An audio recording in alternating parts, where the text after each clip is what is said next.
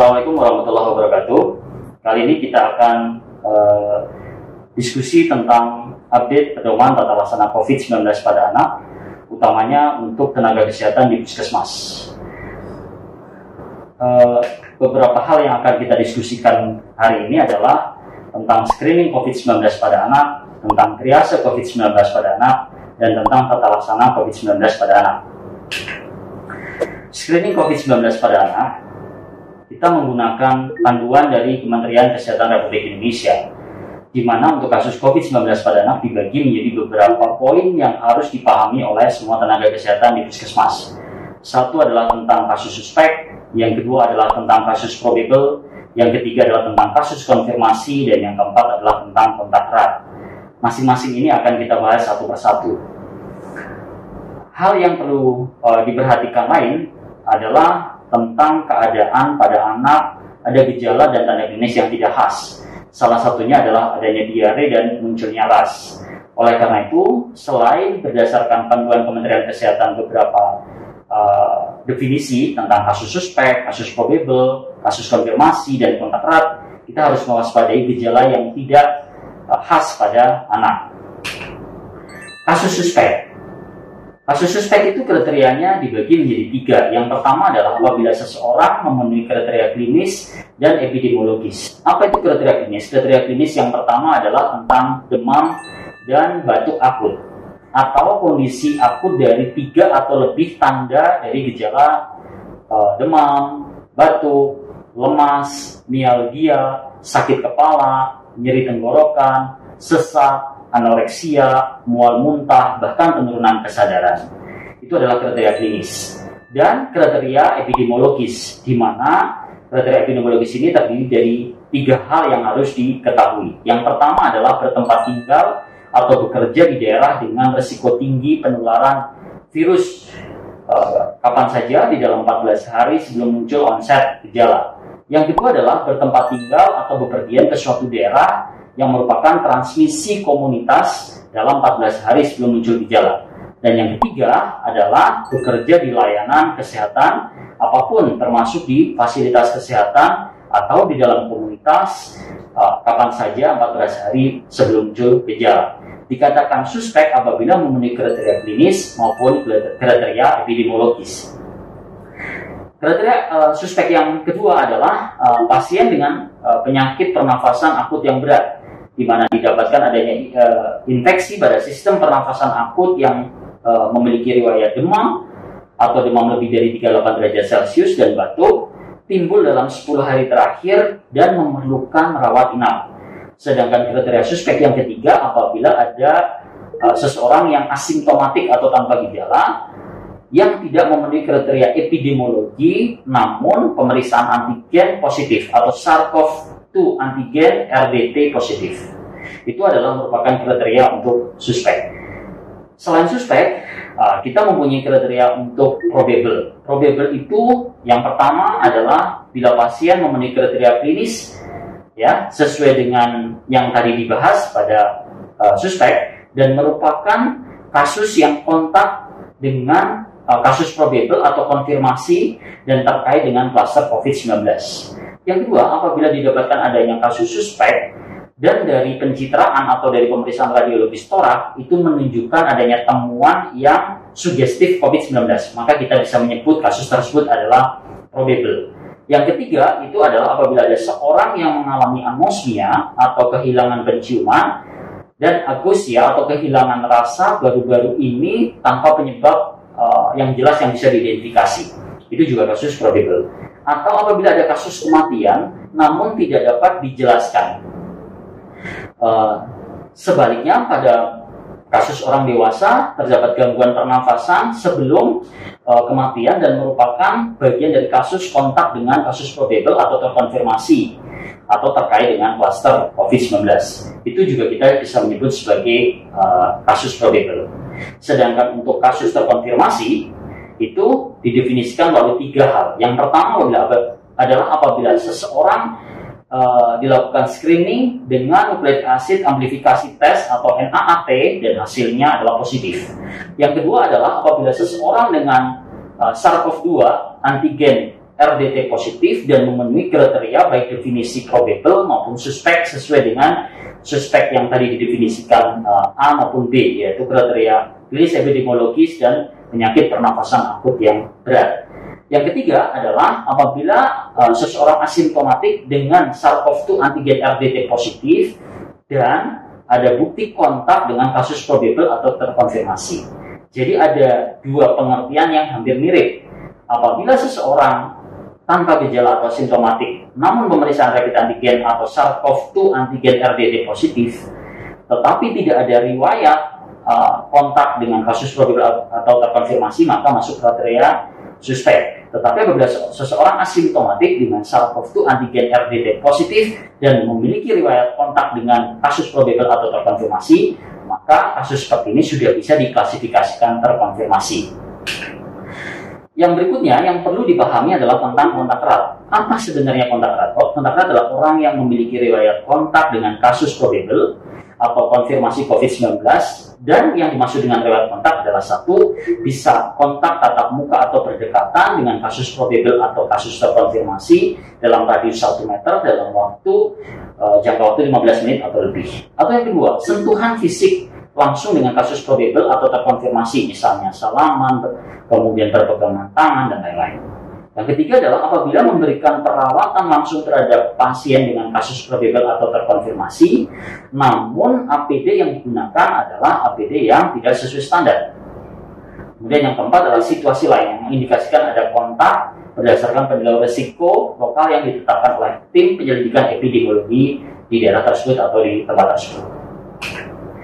Lalu bagaimana gejala klinis COVID-19 pada anak? Gejala klinis COVID-19 pada anak itu dibagi menjadi 4. Yang pertama adalah asimptomatik, yang kedua adalah ringan, yang ketiga adalah sedang, berat, dan kritis. Dibagi menjadi 5. Asimptomatik, ringan, sedang, berat, dan kritis. Untuk asimptomatik, itu apabila didapatkan hasil uji SARS-CoV-2 positif, namun tanpa ada tanda atau gejala. Sedangkan yang ringan gejalanya bisa berupa demam, fatigue, mialgia, batuk, nyeri tenggorokan, pilek, bersin, atau ada gangguan pada sistem saluran cerna seperti mual, muntah, nyeri perut, atau gejala non-respirasi yang lain. Namun belum didapatkan adanya tanda pneumonia. Sedangkan pada gejala yang sedang adalah bila didapatkan adanya gejala dan tanda klinis pneumonia. Pasien mengalami batuk, demam, tahipnu sesuai dengan usia, karena kita membahas tentang anak, dan disertai dengan pemeriksaan fisik didapatkan adanya rompi atau wheezing pada auskultasi paru tanpa disertai dengan distres nafas atau hipoksemia. Jadi apabila kita mendapatkan kriteria seperti ini, maka ini adalah merupakan salah satu gejala klinis COVID-19 yang sedang. Bagaimana gejala klinis yang berat? Gejala klinis yang berat bila didapatkan adanya gejala dan tanda klinis pneumonia berat berupa nafas cuping hidung, adanya sianosis, adanya retraksi pada subkostal, terjadi desaturasi, saturasi oksigen turun sampai dengan di bawah 92%, dan didapatkan tanda bahaya yang lain. Misalnya adanya kejang, penurunan kesadaran, ada muntah profus, anak tidak dapat makan, dan tidak didapatkan adanya mungkin tidak ditemukan gejala respirasi. Sedangkan kritis biasanya terjadi perburukan gejala yang sangat cepat menjadi ARDS, Acute Respiratory Distress Syndrome, atau gagal nafas, atau terjadi shock, encephalopati, kerusakan miokard yang masif, terjadi gagal jantung, koagulopati, terjadi gangguan ginjal akut, terjadi disfungsi organ multiple, dan manifestasi sepsis yang lain. Jadi ini adalah gejala klinis COVID-19 pada anak. Bagaimana dengan kasus-kasus yang ditemukan di puskesmas? Mungkin kasus itu bisa ditemukan dengan rentang dari asimptomatik sampai kritis. Namun, kapan puskesmas mesti merujuk?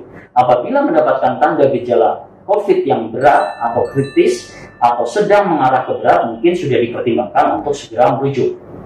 Sedangkan untuk asimptomatik atau ringan, kemungkinan besar masih bisa merawat, oleh karena fasilitas di puskesmas harus disesuaikan dengan apa yang harus ditangani pada pasien.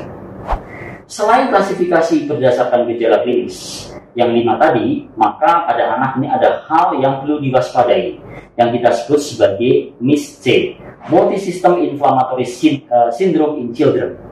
Multisystem Inflammatory Syndrome in Children itu apa? Yaitu anak dengan COVID-19 sebagian besar adalah tanpa gejala, atau kalaupun ada gejala adalah gejalanya ringan. Namun beberapa bulan terakhir kita dapatkan beberapa kasus yang justru berat. Nah, kondisi ini merupakan suatu sindrom multisistem yang terjadi pada pasien anak, ya, dan temporary berkaitan dengan SARS-CoV-2. Gambaran klinis dan laboratoriumnya itu mirip dengan penyakit Kawasaki, ya, kita sebut namanya Kawasaki disease, shock syndrome, dan karena adanya kombinasi dengan pasien-pasien mirip seperti pasien toxic shock syndrome.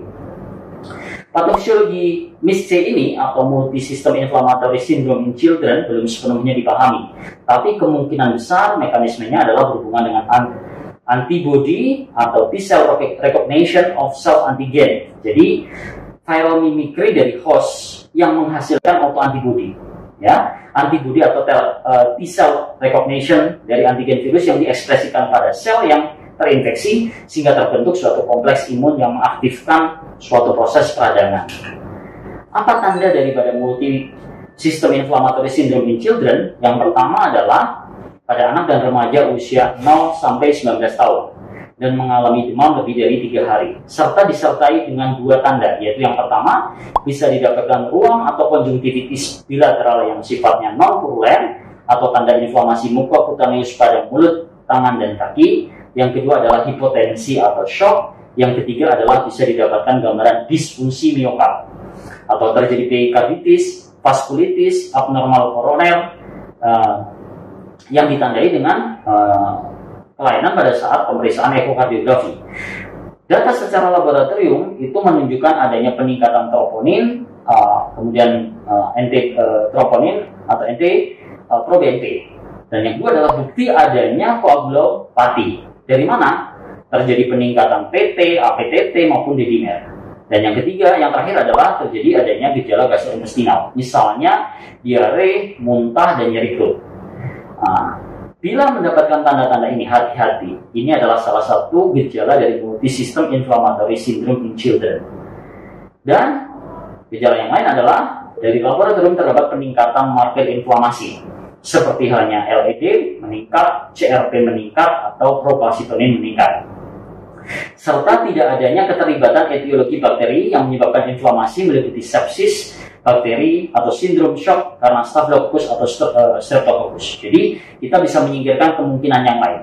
Dan yang terakhir adalah terdapat bukti bahwa pasien ini memang COVID-19. Bukti itu dapat berupa pemeriksaan PCR RT yang positif, atau tes antigen yang positif, bahkan serologi yang positif itu dapat digunakan sebagai dasar pasien ini didiagnosa sebagai multisystem inflammatory syndrome in children. Jadi gambarannya adalah seperti yang tertera di slide, ya. Bisa didapatkan adanya mata konjungtivitis, lidahnya kemerahan, terjadi peradangan pada tangan, kemerahan, kemudian pada mata. Lalu bagaimana uji diagnostik? COVID-19 diagnostik, ya. Yang pertama adalah kita melakukan pemeriksaan RT-PCR swab untuk mengidentifikasi virus. Pada kasus suspek dan probable COVID-19 dengan hasil swab nasofaring negatif, maka pemeriksaan swab dapat dilakukan pada rektal atau spesimen saluran nafas bawah, misalnya dengan bronkoskopi misalnya, seperti itu. Kemudian untuk pemeriksaan rapid antibody dan antigen, pemeriksaan rapid antibody dan antigen terhadap SARS-CoV-2 diambil dari saluran pernafasan, feses, maupun spesimen lain seperti plasenta. Dan pemeriksaan rapid antibody positif pada anak dengan kecurigaan. WHO pada tanggal 16 Desember tahun 2020 sudah memberikan statement bahwa rapid antigen itu sebagai tes diagnostik penegakan COVID-19 apabila sarana RT-PCR itu terbatas. Di puskesmas atau di layanan fasilitas primer, salah satu hal yang paling penting adalah triase COVID-19. Maka bagaimana kita melakukan triase? Triase COVID-19 tetap berdasarkan tadi panduan dari Kementerian Kesehatan atau WHO. Bahwa yang pertama dilakukan adalah mengidentifikasi. Apabila ada gejala umum dan simptom mengarah ke COVID-19, misalnya ada demam yang sifatnya akut lebih dari 38 derajat Celcius, atau riwayat demam dan batuk, atau minimal 3 gejala dari COVID-19, misalnya batuk, mialgia, nyeri kepala, nyeri tenggorok, kemudian kehilangan pendengaran. Bila dari tanda itu ternyata tidak, maka pasien akan masuk ke triase yang sifatnya usual triase ya, atau triase yang normal. Tapi apabila didapatkan tanda dan gejala dari yang tadi kita identifikasi, maka sebaiknya kita harus mengidentifikasi faktor perjalanan dan exposure. Nah, identifikasi terhadap riwayat perjalanan atau kontak ini dilakukan bila seorang pasien itu berada pada area yang limited atau dia angka COVID-nya cukup sedikit atau bahkan tidak ada COVID.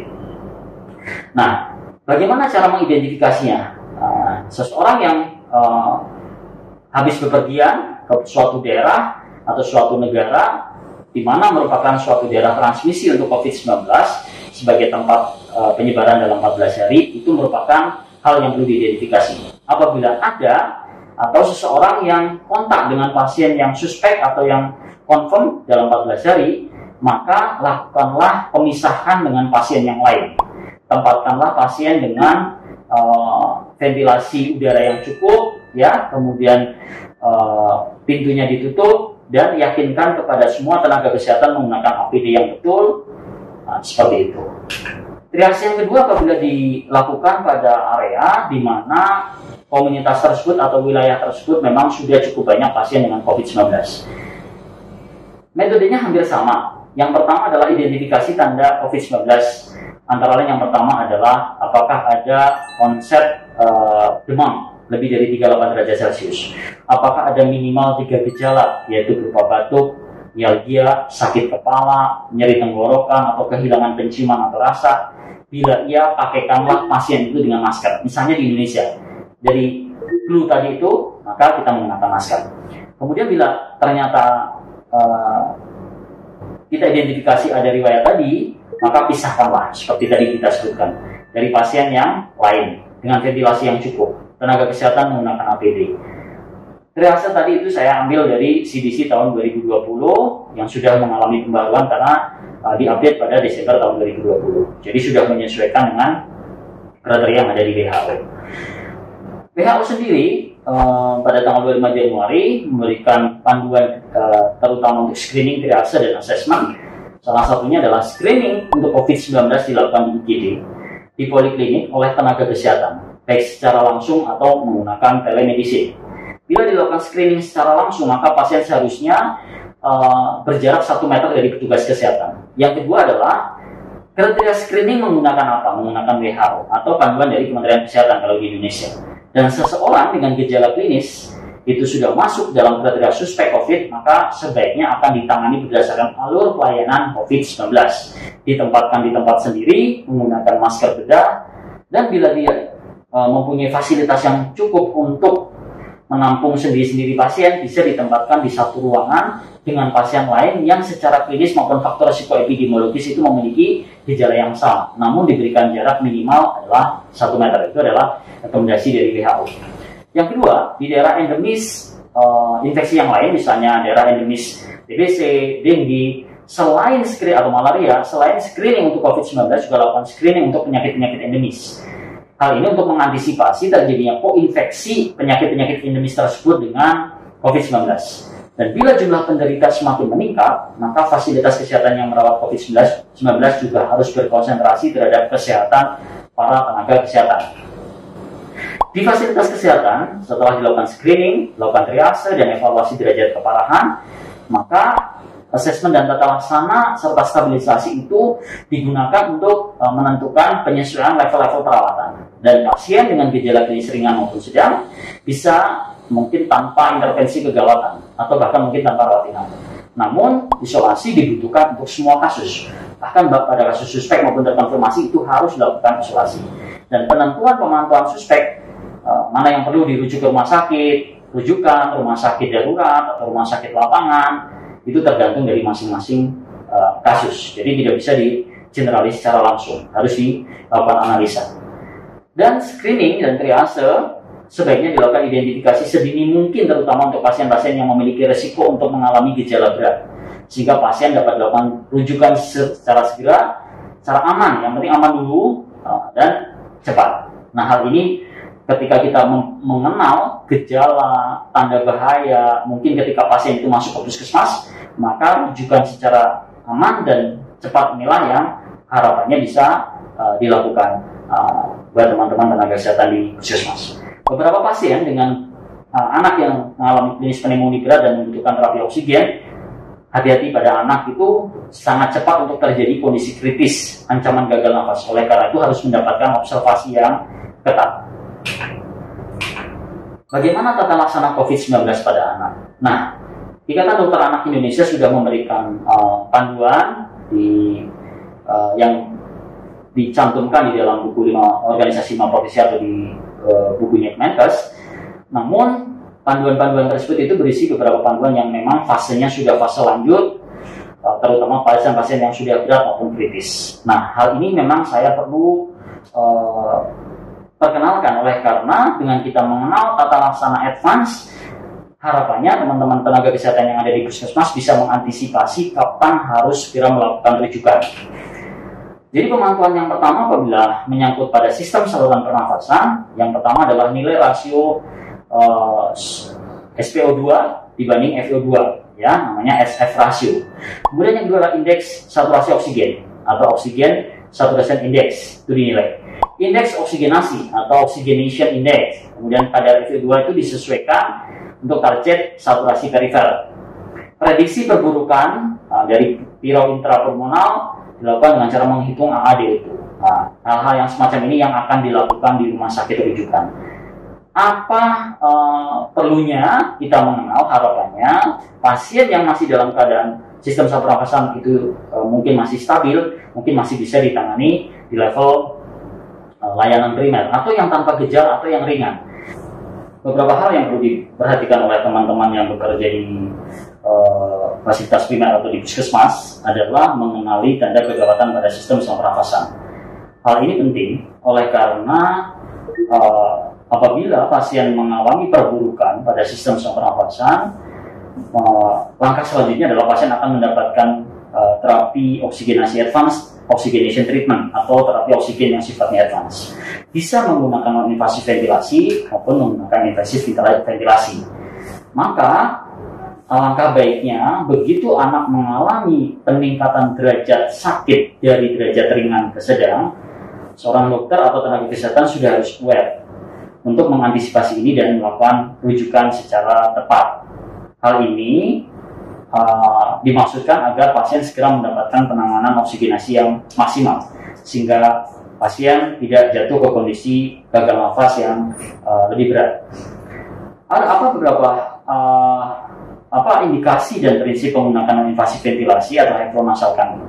Jadi apabila teman-teman atau para tenaga kesehatan di puskesmas mendapatkan anak klinis sesak yang ditandai dengan RR lebih dari usia dengan atau tanpa peningkatan usaha nafas atau walk of breathing, ini adalah satu hal yang harus diperhatikan untuk intens melakukan observasi, memutuskan apakah perlu dirujuk ke rumah sakit rujukan atau tidak.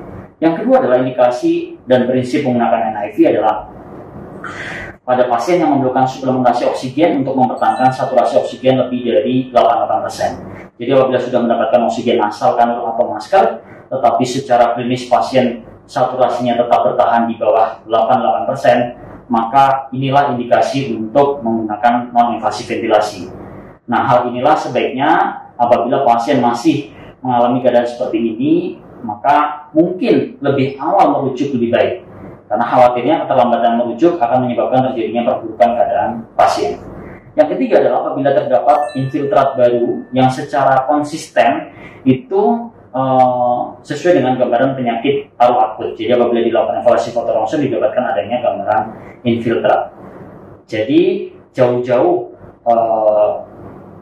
waktunya sebelum muncul keadaan perburukan dipertimbangkan betul untuk komunikasi dengan rumah sakit rujukan apakah perlu dirujuk atau tidak. Untuk tata laksana RDS, kita kalau di rumah sakit yang tersier atau rumah sakit rujukan biasanya akan melihat apakah pasien didapatkan tanda gagal nafas, atau PaO2 dibanding dengan FiO2 kurang 200, atau saturasi oksigen dibagi fraksi oksigen kurang dari 221. Apabila iya, maka pasien dilakukan intubasi dan kemudian dilakukan pemasangan ventilator. Targetnya adalah bisa dengan tidak volume 5 sampai dengan 7 cc per kilo. Kemudian yang kedua adalah batasi tekanan pressernya, batasi tekanan pressernya. PP kurang sama dengan 10 cm H2O itu lebih tinggi dan bisa diberikan lebih tinggi pada kasus yang berat.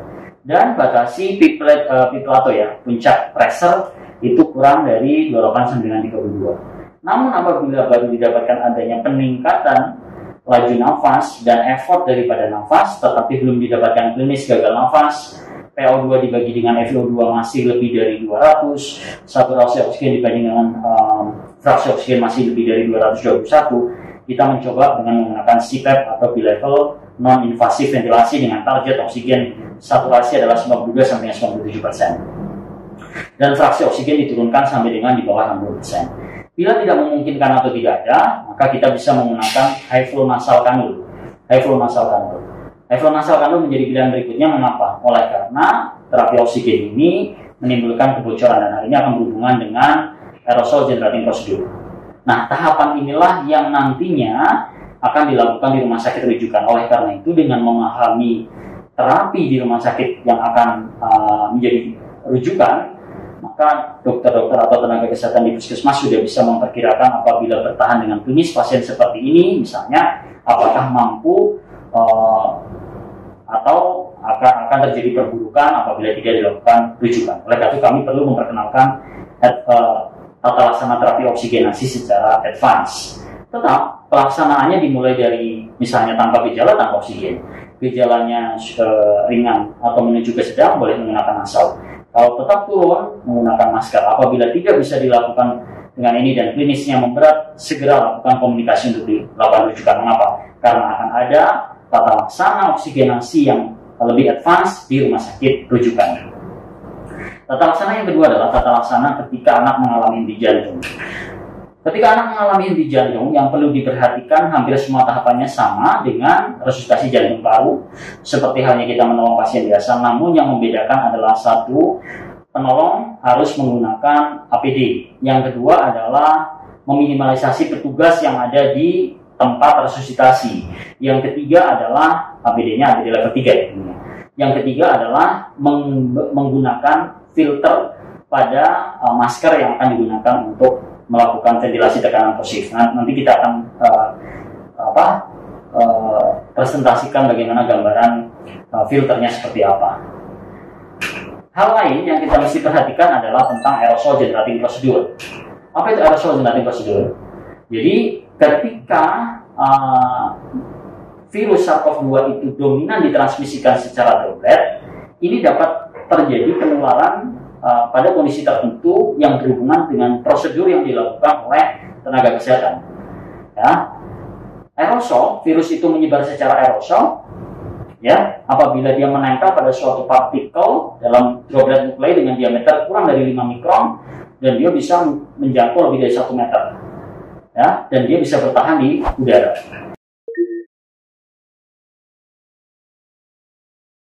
Oleh karena itu, beberapa tindakan yang kita lakukan itu akan bisa merangsang terjadinya penyebaran virus secara aerosol. Maka oleh karena itu kita sebut sebagai aerosol generating prosedur, yaitu beberapa prosedur yang dilakukan terhadap pasien dan dapat meningkatkan konsentrasi infeksi di sistem saluran pernafasan melalui mekanisme aerosol, dan ini lebih besar konsentrasi virusnya dibandingkan dengan orang batuk, orang bersin, atau orang bernafas. Aerosol generating prosedur mungkin merupakan suatu hal yang harus sangat-sangat diperhatikan oleh petugas yang menolong pasien-pasien dengan COVID-19. Jadi apa saja aerosol generating prosedur? Salah satunya adalah dengan melakukan open suction pada jalan nafas, menginduksi sputum itu bisa, melakukan resusitasi jantung paru bisa, melakukan intubasi endotrachea bisa, kemudian terapi dengan non-invasif ventilasi bisa, bronkoskopi, manual ventilasi bisa. Kemudian melakukan nebulisasi ini juga bisa menstimulasi terjadinya penyebaran virus secara aerosol. Kemudian penggunaan high flow oksigenasi dan tracheostomi. Oleh karena itu, yang perlu dipertimbangkan adalah personil. Sebagai orang yang akan menolong teman-teman nakes yang ada di puskesmas, tentunya harus menggunakan APD dengan level 3. Hal ini juga berhubungan dengan basic life support ya. Kalau kita akan melakukan bantuan hidup dasar, maka ada 3 poin yang perlu diperhatikan: personil, alat, dan lingkungan. Untuk personil tentunya menggunakan APD level 3 ketika kita akan melakukan bantuan hidup dasar. Yang kedua adalah alat. Alat yang digunakan untuk melakukan resusitasi sebaiknya dilengkapi dengan filter yang ada di antara bevakmas dengan masker. Hal ini digunakan untuk meminimalisasi penyebaran dari virus. Ya, kemudian yang selanjutnya adalah tentang terapi. Terapi yang lain dari COVID-19 adalah berdasarkan 5 gejala tadi. Pada kasus yang sifatnya suspek atau probable dan dia asimptomatik, maka tata laksananya isolasi mandiri. Kalau ringan adalah isolasi mandiri dan rawat jalan dan medikamentosa. Mungkin kasus-kasus yang ditemukan di puskesmas adalah gejalanya yang ringan. Tidak ada treatment spesifik kalau pada kasus yang ringan, pada suspek dan probable. Yang perlu dilakukan adalah dengan terapi medikamentosa yang sifatnya suportif. Kalau sedang, kita akan melakukan rawat inap, memberikan medikamentosa suportif, dan memberikan antibiotik ceftriaxone 500-100 mg per kilo atau azithromycin 10 mg per kilo jika dicurigai didapatkan adanya pneumonia atipikal. Dan apabila berat, tentunya harus rawat inap, didukung oleh medikamentosa suportif, antibiotik, antivirus spesifik baru diberikan pada klinis suspek atau probable yang berat. Kritis jelas membutuhkan adanya antivirus spesifik, dan apabila didapatkan koinfeksi dengan influenza boleh diberikan oseltamivir antivirus. Sedangkan pada kasus yang terkonfirmasi COVID asimptomatik masih bisa isolasi mandiri. Ringan isolasi mandiri atau rawat jalan dengan medikamentosa suportif, tetapi harus di dalam pengawasan tenaga kesehatan. Yang sedang adalah bisa rawat inap, suportif, antibiotik, sedangkan yang berat itu seperti tadi dipaparkan dengan menggunakan antivirus. Terapi suportif yang lain adalah salah satunya vitamin C, bisa diberikan juga zinc. Dan kapan seorang penderita anak mendapatkan terapi spesifik untuk COVID-19? Apabila status COVID-nya sudah terkonfirmasi. Yang kedua, terutama pada klinis yang sifatnya berat dan kritis, serta cepat sekali mengalami perburukan. Dan memiliki beberapa penyakit dasar, sebagai contoh bronkiektasis atau asma persisten, penyakit jantung bawaan, keganasan, leukemia, HIV, penyakit gagal ginjal kronik. Hal ini merupakan salah satu kandidat pasien yang mendapatkan terapi spesifik.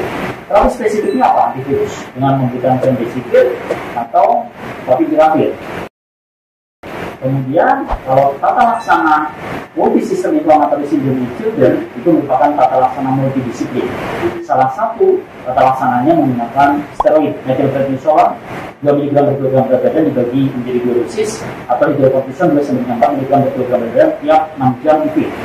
Atau menggunakan FIG. Bisa juga dipertimbangkan menggunakan antikoagulan enoxaparin, bisa dengan dosis prophylaxis maupun dosis terapi. Nanti bisa dilihat sendiri bagaimana tata laksana. Mungkin kalau tata laksana dan koagulasi pada COVID-19 akan dilakukan di rumah sakit, dan juga dilakukan di puskesmas. Bagaimana dengan neonatus? Neonatus yang lahir dari ibu dengan COVID-19, screening petanda neonatal infeksi neonatal rawitan dini itu dengan menggunakan darah lengkap, CRP, evaluasi kronik, dan sesuai dengan kemampuan dari masing-masing fasilitas kesehatan. Kapan? 12 jam sampai 24 jam pasca lahir. Yang kedua, neonatus dengan gejala COVID-19 sebaiknya dilakukan pemeriksaan laboratorium dan pencitraan. Nah, dari tata laksana COVID-19 pada neonatus, maka kita akan memperhatikan salah satunya adalah status maternal pasca terminasi berdasarkan pemeriksaan PCR. Apakah pasien itu non-COVID, apakah pasien itu suspek atau prasangka, atau terkonfirmasi. Pada kasus neonatus, ya, yang didefinisikan yang tadi saya sebutkan berdasarkan kasus maternal, pada neonatus tanpa gejala, ya, yang lahir dari ibu tersangka atau terkonfirmasi, maka disingkirkan dengan 2 pemeriksaan swab hapus nasofaring 2 kali. Kalau bergejala, diagnosa disingkirkan bila hasil hapus nasofaring 2 kali itu negatif. Dibagi menjadi 2 klinis. Ya, yang pertama adalah infeksi awitan dini COVID-19 bila terjadi pada 72 jam pasca lahir, dan awitan lambat bila terjadi lebih dari 72 jam. Nah, bagaimana ketika kita membantu persoalan persalinan? Yang pertama adalah pasca lahir pasien dimandikan segera, mengurangi risiko infeksi paparan. Ya, kemudian pemotongan tali pusat tidak dilakukan penundaan. Jadi baik itu tanpa maupun konfirm melakukan pemotongan. Dan yang ketiga adalah didasari pada status definisi kasus maternal. Pada pasien tersangka COVID-19, kita menggunakan APD level 2, tindakan dan perawatan dalam isolasi fisik. Sedangkan kalau pada konfirmasi, kita menggunakan APD level 3, dilakukan di ruang isolasi, dan mencegah tindakan aerosol tindakan prosedur. Ya, kemudian apabila statusnya belum jelas, APD-nya digunakan adalah APD level 2 dengan tindakan dan perawatan dalam melakukan isolasi fisik, dan kita hindari tindakan-tindakan atau waspada terhadap tindakan aerosol tindakan ini. Yang sering menjadi pertanyaan adalah bolehkah neonatus itu dilakukan inisiasi menyusui dini? Ya, jawabannya adalah dapat dilakukan IMD bila 1. Ibu kontak erat atau suspek dengan pertimbangan pada ibu kasus terkonfirmasi yang sifatnya asimptomatik atau simptomatik ringan dan klinis ibu juga dan bayi baru lahirnya juga stabil. Itu boleh. Yang kedua, ketika melakukan inisiasi menyusui dini, ibu memakai APD dan minimal menggunakan masker. Dan yang ketiga, IMD itu berdasarkan keputusan bersama orang tua. Jadi harus tahu resikonya apabila akan melakukan IMD. Jelaskan pada orang tua keuntungan IMD dan kerugian IMD serta risiko penularan dari COVID-19. Bagaimana dengan rawat gabung? Dapat dilakukan pada bayi yang sehat dengan ibu yang suspek. Dan ini dapat. Kemudian yang kedua dapat tidak dianjurkan. Dilakukan rawat gabung berupa bangsal yang kontak dengan pasien yang lain. Jadi apabila ibunya ditempatkan dalam satu bangsal yang di dalamnya banyak pasien yang lain, maka tidak dianjurkan. Bayi dengan ibu yang sakit berat itu tidak dapat merawat bayinya, itu juga tidak dianjurkan. Dan tidak rawat gabung pada bayi dengan ibu kasus terkonfirmasi atau kasus probable, sebaiknya tidak dilakukan. Nah, nutrisinya ya, ada 3 pilihan nutrisi. Yang pertama adalah apabila ibu klinis berat atau fasilitas kesehatan memadai, keluarga dan tenaga kesehatan memilih mencegah risiko penularan. Jadi dilakukan pilihannya pemisahan ibu dan bayi. Maka bayi mendapatkan ASI pra bila ibu mampu. Nah, diberikan oleh siapa? Diberikan oleh tenaga kesehatan dan keluarga yang tidak menderita COVID. Yang kedua, bila fasilitas tidak tersedia, maka pertimbangkan menggunakan ibu susuan atau susu formula. Nah, ketiga adalah ibu yang memerah ASI itu menerapkan juga protokol untuk mencegah infeksi COVID-19. Yang kedua, pada ibu dengan klinis sedang, keluarga dan tenaga kesehatan memilih mengurangi risiko penularan, mempertahankan kedekatan dengan ibu dan bayinya, maka pilihlah dengan menggunakan nutrisi ASI pra. Ibu yang memerah ASI dan sebaiknya menerapkan protokol kesehatan. Yang ketiga, pada ibu yang tidak bergejala atau bergejala ringan dan fasilitas tidak memadai, boleh untuk menyusui secara langsung. Namun harus tahu bagaimana cara mengurangi risiko penularan. Jadi selama tidak menyusu, bayi dan ibunya diberikan jarak 2 meter. Sedangkan untuk ibu hamil dan menyusui, beberapa obat yang aman adalah azitromisin aman, interferon beta, tocilizumab, kemudian ritonavir, lopinavir, itu belum dapat bukti ilmiah yang cukup kuat. Jadi bagaimana klinis pasien COVID-19 pada anak di Indonesia? Ada beberapa kasus ya COVID-19 pada anak.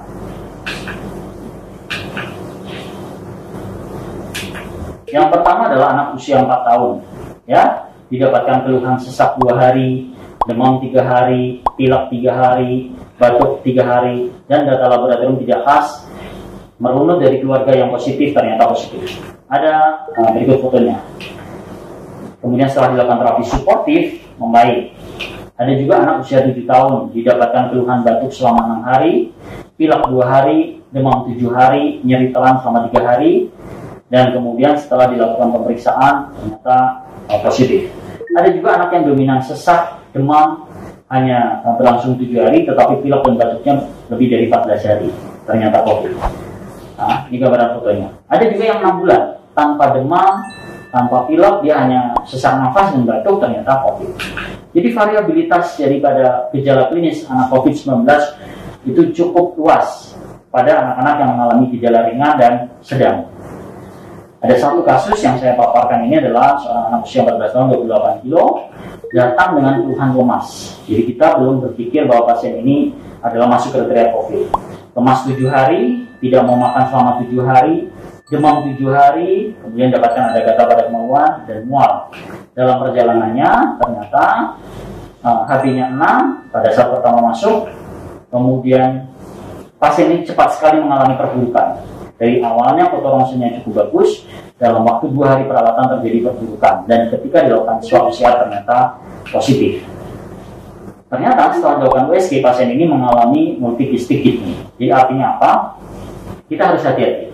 Walaupun gejala secara khas tidak menunjukkan ke COVID, namun ternyata selama perawatan beberapa pasien didapatkan mempunyai komorbid yang justru ditemukan ketika di rumah sakit. Oleh karena itu, COVID-19 pada anak itu selain beberapa kriteria yang tadi dipaparkan, ada beberapa kriteria yang tidak khas. Kita sebagai tenaga kesehatan harus jauh-jauh waspada terhadap hal-hal semacam ini. Tadi sudah dijelaskan beberapa keadaan komorbid. Ya, kesimpulannya adalah, jadi selain gejala ISPA, yang perlu diwaspadai adalah gejala non-respirasi pada anak, seperti diare, mual muntah, dan ruam kulit. Jangan-jangan pasien ini mengalami multi sistem inflammatory syndrome children. Yang kedua, tata laksana COVID-19 pada anak berdasarkan status infeksi, klasifikasi klinis, dan ada tidaknya komorbid atau penyakit yang mendasari, serta progresivitas penyakit. Yang ketiga adalah perlu mewaspadai adanya multi system inflammatory syndrome children sebagai manifestasi fase post-infeksi COVID yang bisa mengancam jiwa. Hal ini mudah-mudahan tadi dipaparkan di depan teman-teman tenaga kesehatan yang sudah bisa memahami. Yang keempat adalah pada kasus berat dengan ISC perlu tata laksana multidisiplin. Maka lakukan rujukan segera apabila mendapatkan tanda-tanda yang sudah dijelaskan. Dan tata laksana bagi baru lahir sesuai dengan kondisi klinis neonatus, terutama untuk IMD, menetes langsung, rawat gabung didasarkan pada kondisi ibu. Terima kasih, mudah-mudahan bermanfaat. Assalamualaikum warahmatullahi wabarakatuh.